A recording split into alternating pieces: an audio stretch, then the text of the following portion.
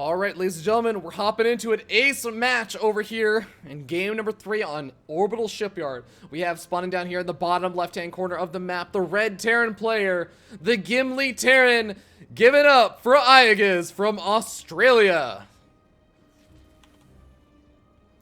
And his opponent, spawning up here in the top right-hand corner of the map, we have the yellow Zerg player from Root for Root Gaming. Give it up for the New Zealand Zerg, Petraeus.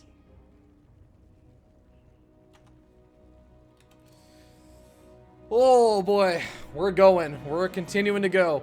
Petraeus once again loving going for those low ground, more forward expansions to get that creep spread out nice and early on. Following it up, of course, with his own spawning pool, not spine crawler. And iaguz, oh, he's mixing it up a little bit. He's going for the 3 racks. I think iaguz has as long of a day as the rest of us. He's saying, you know what? It's time. It's Orbital Shipyard. This beautiful, beautiful ridge beckons to me. It calls for some Reapers. It calls for some ledge jumping. Ooh, is Petraeus going to be prepared for this with the low ground natural expansion that's going to make this all the more vulnerable? At the same time, I suppose you could argue he's going to have creep spread over here, and he's going to have a queen eventually over here.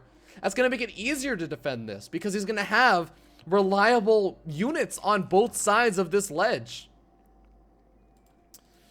I don't know. I haven't actually seen too many games that ended up like this with the 3 racks Reaper and also the more forward expansion from the Zerg player.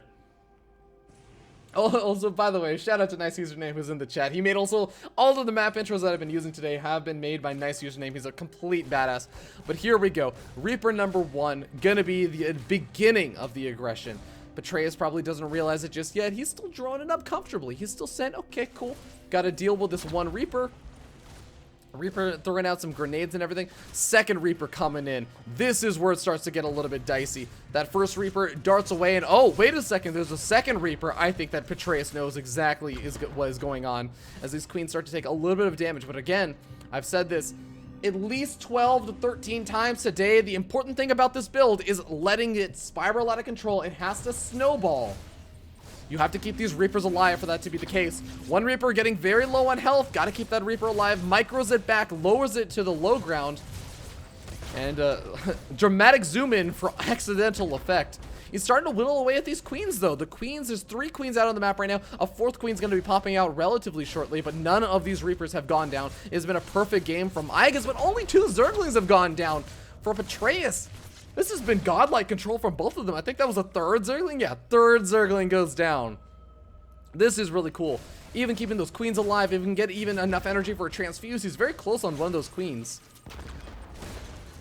But this is where it gets a bit awkward for a Petraeus because these Zerglings are going to take so much damage to these Reaper grenades that they're actually going to start to get one-shotted by how many Reapers are out. A single Reaper has been taken out. A command center has been thrown down behind this. That is something that you eventually are able to afford. And here we go. Reapers getting a little bit surrounded, throwing down some grenades. Do manage to make it out of there.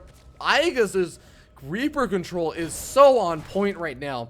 Petraeus has been doing a great job, and he's got the roaches out. Roaches are not enough against just this number of Reapers, though. You cannot just say Reapers are going to die to these roaches, even though the roaches will do great against them. Reapers can throw down those grenades. They can toss and turn them around. Roaches don't actually get their shots off, and of course, they manage to take a lot of AoE damage. Lair Tech is going up behind this for Petraeus, and he's finally grabbing that 3rd expansion. And amazingly enough, Petraeus did not lose a lot of workers or anything. He lost a queen and he lost 10 workers. Or sorry, 10 Zerglings. That's it. So I've got to hand it to Petraeus especially on really doing a great job, not losing too much. Oh, one more Reaper goes down over there, but at the cost of a couple of Zerglings. I think that Petraeus has finally pushed this back for at least a little bit. Behind this, finally Factory going up. 3rd Command Center going up for iaguz as well. Trying to play a little bit of catch up with that 3cc. But this is going to get a bit scary because a Lair Tech finishing up for a Zerg player before the factory is finished up. Ooh, that can only spell a bit of doom and disaster. Reaper's still looking for an opportunity to move on, and if he can get a scout off on that Lair Tech timing, he may also realize how late the 3rd expansion is. And oh, I think they're going to potentially find it. No, there's the block from Petraeus. Beautifully done. Loses a couple of Zerglings, but it's totally worth it. Delaying the scout off from iaguz is actually a really, really big deal because iaguz doesn't know how late this third expansion was. That only now is some of that creep even starting to spread out. He doesn't realize that the Spire is going to be finishing probably much earlier than he was expecting, although the Spire is going down the third, which is kind of weird to me. Ooh. Starport finally going up over here for iaguz. He's getting ready to move into the later stage of the game. And of course, having those 3 extra, well, we got okay, Zergling scouting out that third expansion, but we do have a decent number of Marines out right now for iaguz. That's one nice thing he has going for him. Even if he doesn't have Stim finish up just yet, it's going to be finishing up pretty soon. Well in time for any of the mutals that could be popping on out.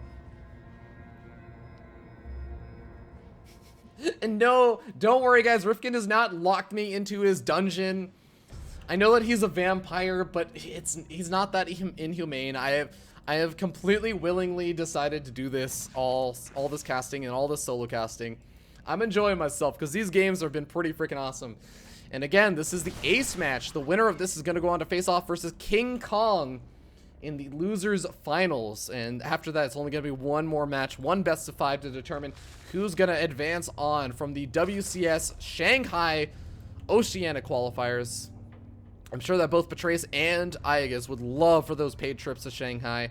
Not only is it an amazingly beautiful city from what I hear, but of course it is a great opportunity to participate in a really awesome event.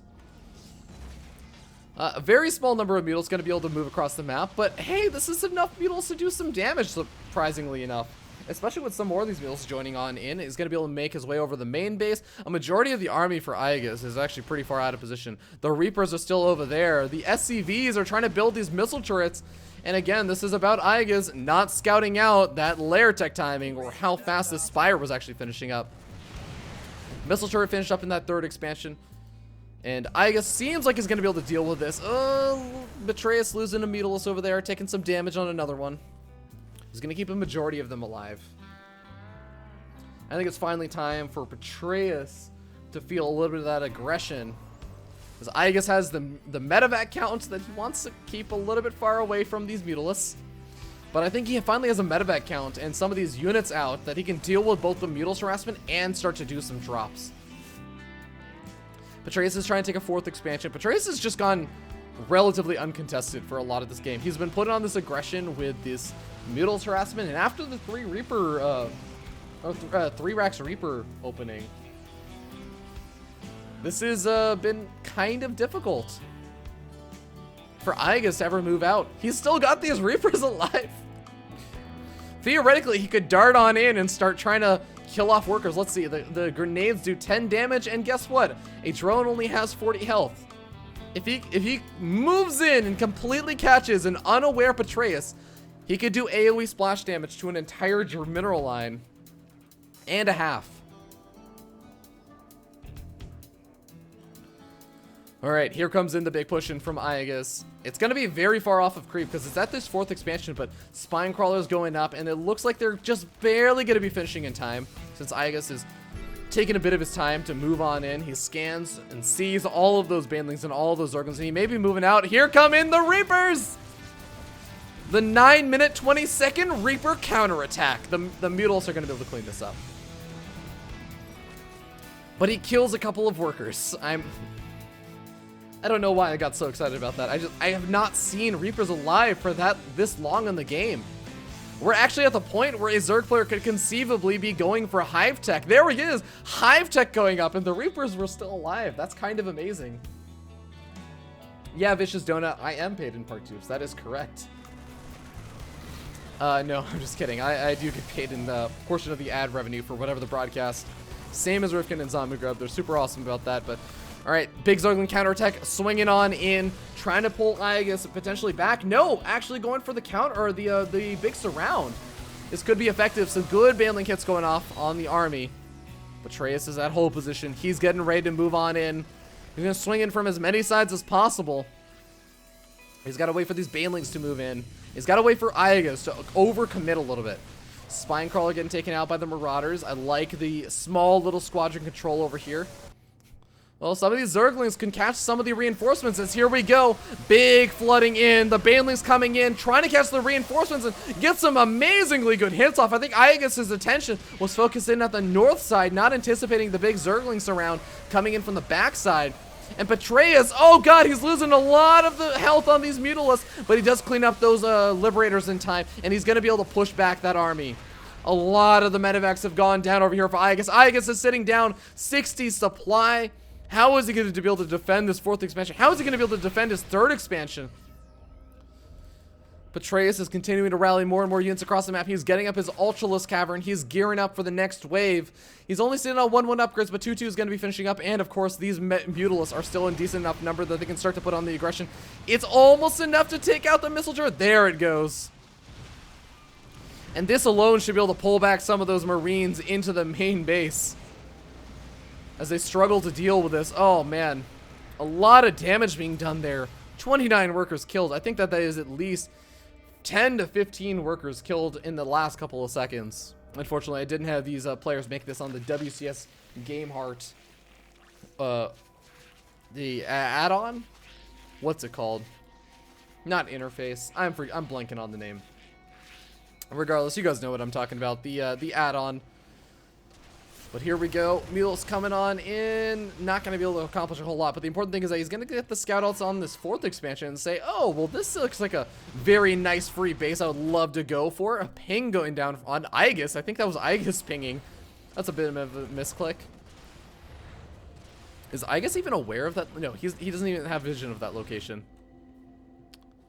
But here come in. Oh, God, the supply depot is down. The Zerglings stream on in. The Banelings saying, actually, we don't need to go in there. Let's wait for the army to move on in. Oh, a good Widowmine hit catches some of these guys, but the Zerglings are doing the counter damage that they need to. While the Mutalisks massacre the entire 4th expansion. I think that's looking pretty good right now for Petraeus, ladies and gentlemen. Sitting up 70, 80 supply.